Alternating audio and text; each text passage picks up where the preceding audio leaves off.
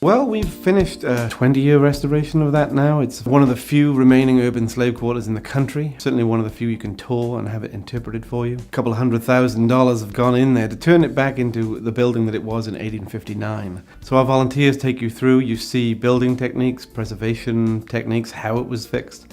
And you'll see who lived there and what they did. So you get a full view of slavery in 1861, 59, that kind of area. And we're really excited to have it because it's so unusual to be able to find that and look through it.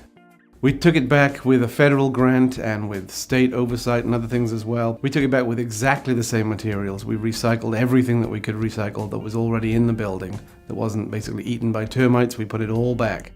And then we used the same mixture of mortar, we used the same glass, we used the same everything you can possibly find to make it about as close to 1859 construction as you can. One of the things about that Bellamy site is it was finished in 1861, the major house on the site. So it's right at the beginning of the Civil War. So the idea when you come, the story that we're telling is that the whole country is about to change radically and that the lives of slaves is about to be completely altered, and everybody else for that matter.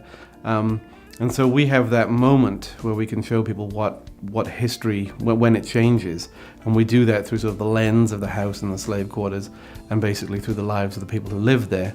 And that's how our docents tell that story when they walk through. So anybody taking the tour gets a full view of like architectural history and social history, all rolled up into one and all right at an incredibly pivotal moment.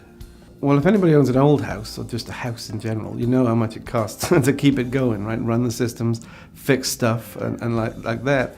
A 10,000 square foot house in an 1859 slave quarters cost that and then some. I think painting the outside of the Bellamy in the white paint is about $70,000 to do it in one shot. And it's cool that we can get to preserve it in that way, because then we can show people how they can preserve their old houses. We do workshops on like how to restore brick, how to restore old windows and things like that, because if you put the value back into an old house, it actually pays off much more in the future than not. And also it's environmentally sound to not demolish a house. We do environmental days and green tours and things like that where we talk about building techniques, but also the preservation side of it, which I find really fascinating. One of the key moments of that is when you convince somebody or teach somebody that saving an old building makes them money or saves them money, and suddenly they think, oh right, yeah, it's not about demolishing this and putting something else up.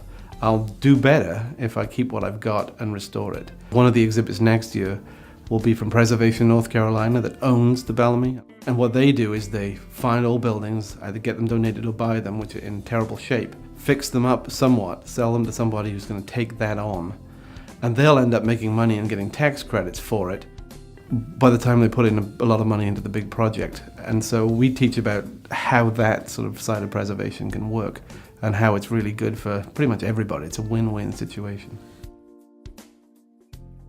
We have gallery space up in the bedroom level. We had Ivy Hayes, we had an African American quilt exhibit, we had photography exhibits.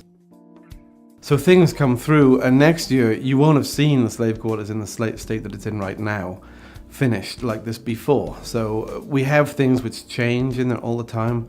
We're working on our interpretation. We always update, our tour and things like that. So if you come back over time, it sort of evolves. The place sort of changes a little bit, and you get a slightly different experience of it every time you come in, hopefully a better one.